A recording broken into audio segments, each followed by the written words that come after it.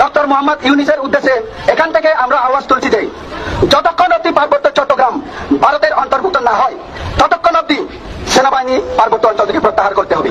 এই না হলে নেতা কর্মীদের কি সাহসটাই না দিচ্ছে? এটা আমার নির্দেশ।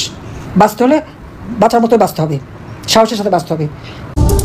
ভারতের ইন্ধনে এই ঘটনাটা ঘটাচ্ছে। দর্শক, ভিডিও টাইটেল এবং থাম্বনেল দেখে বুঝে গিয়েছেন হয়তো বা আজকে আমি কোন বিষয়ে কথা বলতে চাচ্ছি। সম্প্রতি সময় যে দুটি বিষয় খুবই গুরুত্বপূর্ণ, বাংলাদেশে এর আগে এরকমের ঘটনা কখনো ঘটেছে কিনা সেটি নিয়ে প্রশ্ন রয়েছে। দর্শক, সেই সকল গুরুত্বপূর্ণ কিছু তথ্য নিয়ে আজকের ভিডিওটি উপস্থাপন করতে যাচ্ছি। ধৈর্য সহকারে সম্পূর্ণ ভিডিওটি দেখার অনুরোধ থাকছে। আর এরকম নিত্য নতুন ভিডিও পেতে অবশ্যই চ্যানেলটিকে সাবস্ক্রাইব করে পাশে রাখা বেল বাটনটি অন করে দেবেন, তাহলে প্রত্যেক মুহূর্তের আপডেট নিউজগুলো পৌঁছে যাবে আপনাদের কাছে। তো দর্শক, কথা না বেড়ে চলুন আমরা একের পর এক গুরুত্বপূর্ণ বিস্তারিত ভিডিওটি দেখে আসি।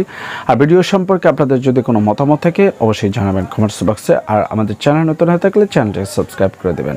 তো চলুন দর্শক, একের পর এক আমরা ভিডিওটি দেখে থাকি। ডক্টর মোহাম্মদ ইউনূসের উদ্দেশ্যে এখান থেকে আমরা আওয়াজ তুলছি যে যতক্ষণ অব্দি পার্বত্য চট্টগ্রাম ভারতের অন্তর্ভুক্ত না হয় ততক্ষণ অব্দি সেনাবাহিনী পার্বত্য অঞ্চল থেকে প্রত্যাহার করতে হবে।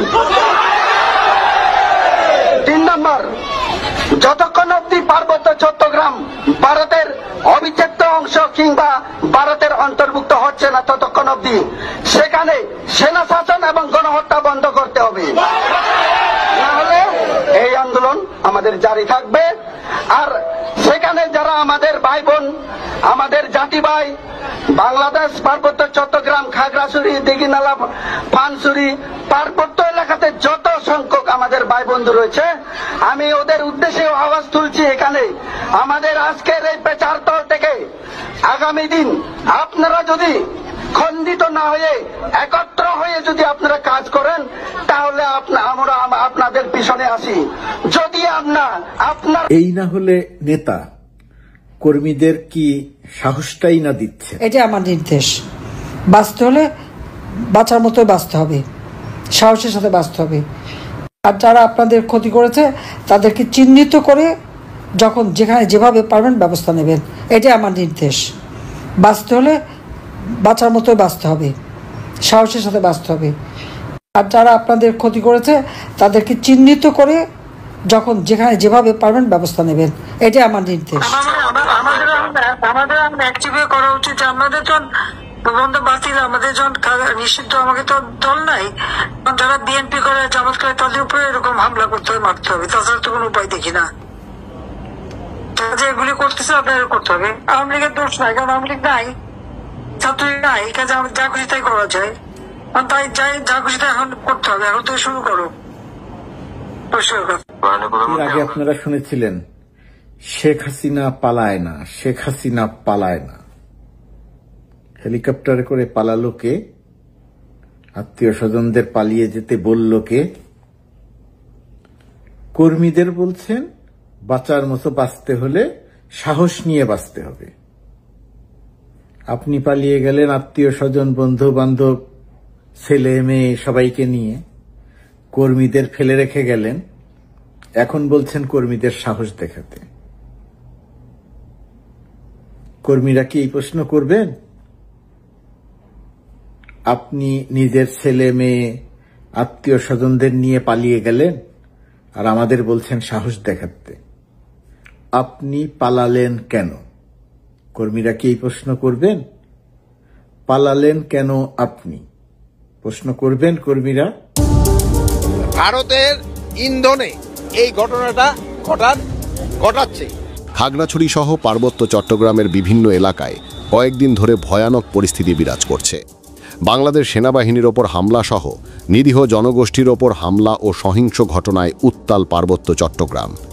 এই অনাস্থার পরিস্থিতি সৃষ্টি করে ঘোলা পানিতে মাছ শিকার করতে প্রতিবেশী দেশের গোয়েন্দা সংস্থা, মায়ানমার ভিত্তিক বিদ্রোহী গোষ্ঠী সহ একাধিক পক্ষ সক্রিয় রয়েছে বলে তথ্য রয়েছে। বাংলাদেশের অন্তর্বর্তীকালীন সরকারের স্বরাষ্ট্র উপদেষ্টা আজ সরাসরি এই ব্যাপারে মুখ খুলেছেন। তিনি সতর্ক করে বলেন, একটি মহল খাগড়াছড়িতে অস্থিতিশীল পরিস্থিতি তৈরির চেষ্টা করছে। ভারত বা ফ্যাসিস্টদের ইন্ধনে এই ঘটনা ঘটছে।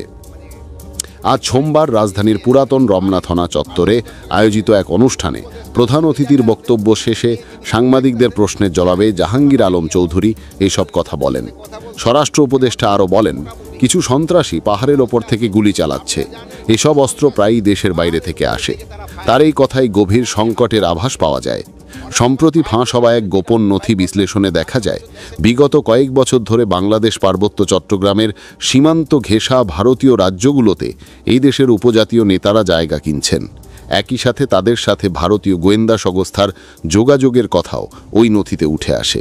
বিশেষ করে জেএসএস সহ বিভিন্ন উপজাতীয় গোষ্ঠীর অন্তত 7 জন নেতার তথ্য সেখানে উঠে আসে। এছাড়া সম্প্রতি আরাকান আর্মি বাংলাদেশের সীমান্তবর্তী পার্বত্য চট্টগ্রাম অঞ্চলে বিজিবির ক্যাম্পের তথ্য প্রকাশ করেছে। এতে পার্বত্য অঞ্চলের বিচ্ছিন্নতাবাদীরা সক্রিয় হতে দেখা যাচ্ছে। এদিকে এই বিষয়ে বাংলাদেশ জাতীয়তাবাদী দল বিএনপি স্থায়ী কমিটির সদস্য মেজর অবসরপ্রাপ্ত হাফিজ উদ্দিন আহমদ বীর বিক্রম বলেন, পাহাড়ে আবার পুরনো খেলা শুরু হয়েছে।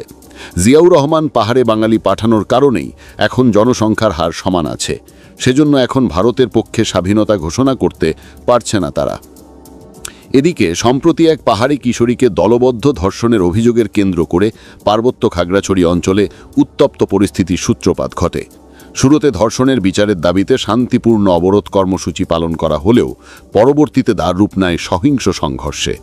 অবরোধ চলাকালীন বিক্ষোভকারীদের সঙ্গে আইন শৃঙ্খলা বাহিনীর সংঘর্ষ, ইটপাটকেল নিক্ষেপ ও অগ্নিসংযোগের ঘটনা ঘটে। পরিস্থিতি নিয়ন্ত্রণে আনতে প্রশাসন খাগড়াছড়ি জেলায় অনির্দিষ্টকালের জন্য 144 ধারা জারি করে।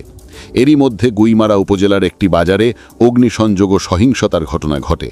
এদিকে রোববার সংঘর্ষের সময় গুলিতে 3 জন নিহত হয়েছেন এবং সেনাবাহিনীর সদস্য ও পুলিশ সহ অন্তত 21 জন আহত হন। অন্যদিকে একটি জাতীয় দৈনিকে প্রকাশিত প্রতিবেদনে উল্লেখ করা হয়, ধর্ষণের অভিযোগে অভিযুক্ত সন্দেহে একজনকে গত 24 সেপ্টেম্বর পুলিশ গ্রেফতার করেছে। তবে তা সত্ত্বেও সহিংসতা ও অবরোধের পেছনে কারা সক্রিয় ভূমিকা রাখছে তা নিয়ে স্পষ্ট প্রশ্ন দেখা দিয়েছে। খাগড়াছড়িতে গত 10 দিনে নতুন করে অস্থিরতা তৈরির পেছনে পার্বত্য চট্টগ্রাম অঞ্চলকে অস্থিতিশীল করা এবং পাহাড়ি বাঙালি দাঙ্গা বাঁধানোর জন্যে বড় ধরনের ষড়যন্ত্র করছে পাহাড়ি সংগঠন ইউনাইটেড পিপলস ডেমোক্রেটিক ফ্রন্ট। রোববার রাতে আন্তঃবাহিনী জনসংযোগ পরিদপ্তরের এক বিবৃতিতে এসব কথা বলা হয়েছে। এছাড়া 144 ধারা যথাযথভাবে কার্যকর না করতে পারায় স্থানীয় প্রশাসনের উপর ক্ষোভ ঝাড়লেন পার্বত্য চট্টগ্রাম বিষয়ক উপদেষ্টা সুপ্রদীপ চাকমা। সরকারের উপর মহল পার্বত্য চট্টগ্রামের ষড়যন্ত্র নিয়ে ওয়াকিবহল। এখানে আশার আলো দেখছেন বিশ্লেষকরা। তারা বলছেন, যারা ধৈর্য সহকারে আমাদের ভিডিওটি দেখেছেন, আপনাদের কাছে কি মনে হয় আবার আপনাদের মতামত অবশ্যই জানাবেন কমেন্টস বক্সে। আজকের মতো এখানে বিদায় নিচ্ছি, দেখা হবে অন্য কোনো ভিডিওতে। ততক্ষণ পর্যন্ত সকলেই ভালো থাকুন, সুস্থ থাকুন। সকলের সুস্বাস্থ্য এবং দীর্ঘায়ু কামনা করে এখানকার মতো এখানে বিদায় নিচ্ছি, দেখা হবে অন্য কোনো ভিডিওতে। আসসালামু আলাইকুম ওয়া রাহমাতুল্লাহি ওয়া বারাকাতুহু।